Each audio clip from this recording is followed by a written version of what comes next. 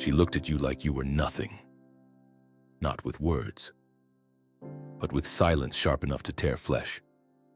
Not with action, but with absence loud enough to echo through your bones. And something inside you broke. Not loud, not violent, but quiet. Like a star dying light years away from Earth, and you smiled as if you didn't feel it.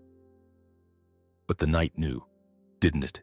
The rage, the shame, the question clawing beneath your skin, what did I do to deserve this? It starts small, a glance dismissed, a gesture ignored, a conversation where her eyes never really see you. At first, you explain it away. She's tired. She didn't mean it like that. It's nothing. But slowly, like rain rotting the foundation of an old cathedral, the weight begins to show in the silence between her words. You try harder. You become nicer, softer. And in the mirror, a man watches himself disappear. There's a betrayal that cuts deeper than lies. It's the betrayal of disinterest, of detachment. Where love once lived, now lives apathy. A tombstone with your name carved next to hers. And you don't get angry, not at first. You get confused, like a soldier waking up after the war wearing armor that no longer fits a battlefield that no longer exists. She used to look at me like I mattered. Now her eyes drift through you, like you're made of smoke, and in that drift, you see yourself vanish, not in the way you wanted to disappear as a child, quiet, unnoticed, left alone, but in a way that tells you you are not needed. She no longer fears losing you, and in that realization, you feel a man's greatest fear take root, that maybe you were never enough. There's no betrayal like watching someone you gave your strength to use it against you. She doesn't yell, she doesn't curse, she simply withholds affection, respect, warmth. And you begin to starve in a relationship that still feeds her. Marcus Aurelius wrote, "The best revenge is not to be like your enemy." But what do you do when your enemy isn't a monster, but apathy wearing your lover's face? You stay, and every day you bleed. But it's not her who stabs you, is it? It's you. Every time you swallow your pride to keep the peace, every time you shrink to avoid conflict, every time you mistake peace for weakness, you hand her the knife, and she doesn't even notice. There's a word for this silence. It's not quiet, it's not calm, it's not strength, it's erasure, and it makes you forget your name. It doesn't explode, it decays. That's how the war begins, not with screaming, not with fists, but with 1,000 tiny surrenders. You stop saying what bothers you, you stop asking where she goes, you stop expecting her to care, you convince yourself that silence is maturity, but inside, you're howling. A wolf behind a glass wall. Don't make her uncomfortable, you think. Don't appear needy, you tell yourself. Be the bigger man, you whisper. But what if being the bigger man is just a clever way of letting yourself rot in silence? You begin to measure your worth against her reactions, her tone, her mood, her interest, and your identity twists like metal in fire, becoming someone else. Who are you when you no longer feel seen? What do you become when your value is decided by someone who no longer values you? There is no blood on her hands, only fingerprints on your soul.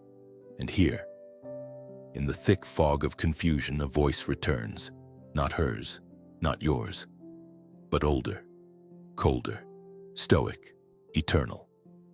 If you are pained by any external thing, it is not this thing that disturbs you, but your own judgment about it. Marcus Aurelius. That voice becomes your compass in the storm, because the war isn't with her. It's with the part of you that allowed this, that chose to explain it away, that feared confrontation more than collapse, that believed peace at any cost was noble. But peace without self-respect is just a quiet death. You try to speak. But your voice shakes, not because of fear, but because you haven't heard it in so long. You ask her why she treats you like this. She smirks, shrugs, looks away. You've brought a sword to a ghost fight. There is no answer, only the cold echo of someone who no longer respects you enough to lie. What is the price of staying quiet too long? Maybe she doesn't see you anymore.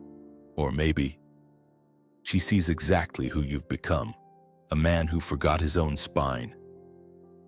And still, you hesitate.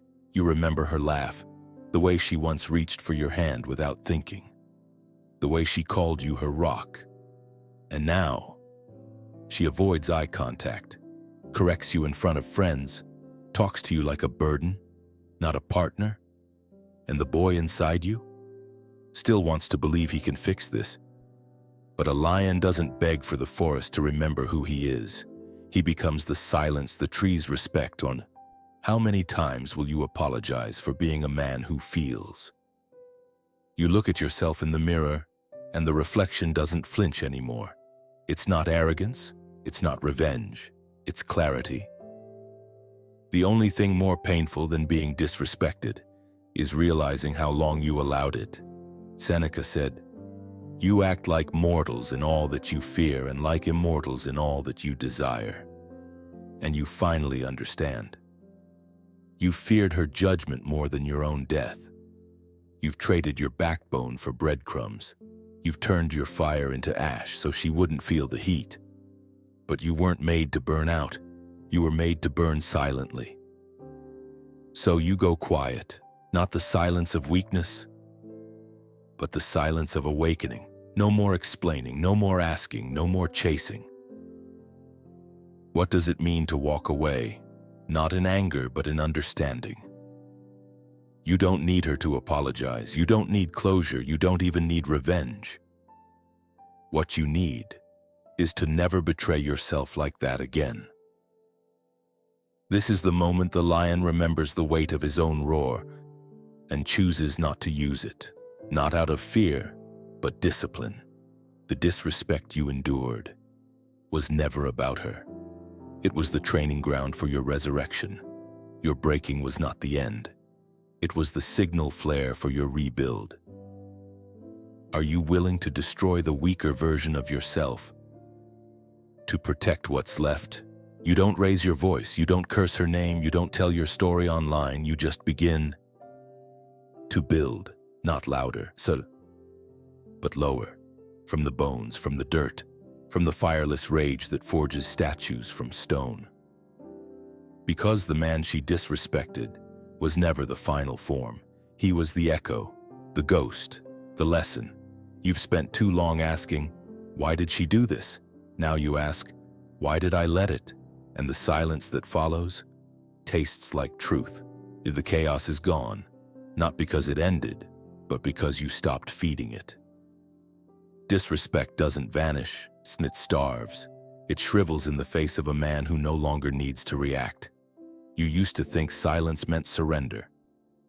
Now it feels like control, a quiet, patient grip around the wild beating of your own heart. You've stopped arguing with ghosts, stopped chasing what dims your light, stopped shrinking just to make someone else feel tall. There is a moment when the storm doesn't scare you anymore, not because it's gone, but because you've become it. You don't raise your voice now, because you don't need to. You could speak, but your absence has more weight than your words ever did. And she feels it, not in the room, but in the mirror, in the echo of her own words that once cut you, now haunting her silence. But you don't gloat. You don't return to collect apologies. You don't rehearse revenge in your mind. Because when you've truly risen, you don't look back. You don't want her to suffer. You want her to remember not you, but the man she could have stood beside. And here in the stillness, you realize something brutal and beautiful. It was never about her. She was the lesson, not the loss. You needed the silence. You needed the withdrawal. You needed the rejection to confront the part of you that still begged for permission to exist. And now, you no longer ask, you build. We suffer more often in imagination than in reality. Seneca, your pain? It wasn't her words, it was your belief that they defined you. Now when someone tries to belittle you, you simply don't recognize the version of yourself they're trying to insult. She said you were too intense, too emotional, too serious. And maybe you were. But now, that seriousness has depth, that intensity has aim, that emotion has become steel wrapped in silence. You are no longer a man at war with himself. You are not bitter. You are not numb. You are whole. You carry the scar, but not the wound. And this time, when someone steps close, you don't flinch, Siren, you watch. Not with suspicion, but with clarity. Your standards aren't spoken, they're felt. The woman who enters your life now will have to meet a different man, a man who doesn't need her validation, but respects her soul. A man who doesn't raise his voice, but raises his frequency. A man who never proves himself, because his presence already speaks. You remember how she used to say, "I don't know what happened to us," and now you do. You happened to yourself. You were reborn, in the fire, in the silence, in the absence of her gaze. You found a mirror that finally looked back, and it did not blink. You walk differently now, not because you're trying to impress, but because you carry no weight that isn't yours. You sleep well, not because life is easy, but because your soul is clean. You're not cruel, you're clear. You don't chase, you build. You don't yell, you walk away, you don't demand respect, you embody it.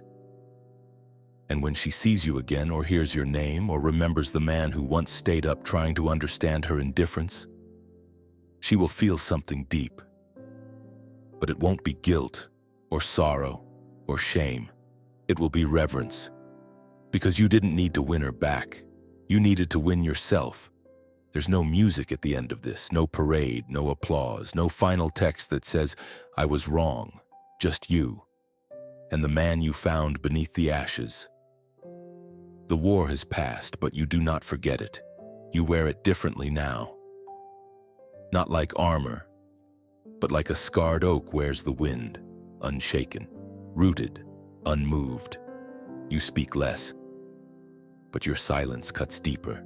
You want less, but your presence demands more. You chase no one. You explain nothing. You are not cold. You are measured. You are not detached. You are free. You have become the man who no longer bends, not out of anger, but principle. First say to yourself what you would be, and then do what you have to do. Epictetus. And what you are now is unbothered, not passive, not indifferent, but in possession of something rare in this world, inner alignment. You don't raise your voice because your life speaks for you. You don't return to the battlefield because the war was never with her. It was with the version of you that needed her love to feel real. That man is buried now, beneath the foundation of the kingdom you're building, brick by silent brick. No validation, no audience, no rush. Your legacy begins in the quiet, in every boundary you set without rage, in every decision you make without noise, in every step away from what disrespects you, without explanation, without begging. You don't need to be understood, because those who misunderstand your silence were never meant to walk beside your storm. You don't wish her harm. You don't wish her love. You simply wish her far, not in cruelty, but in clarity. You will not be remembered by the woman who disrespected you. You will be remembered by the men who watched you respond with power, by not responding at all. You are the quiet legacy, the fireless fury, the silent lion. And this is how we rise, not by roaring, but by becoming the forest itself,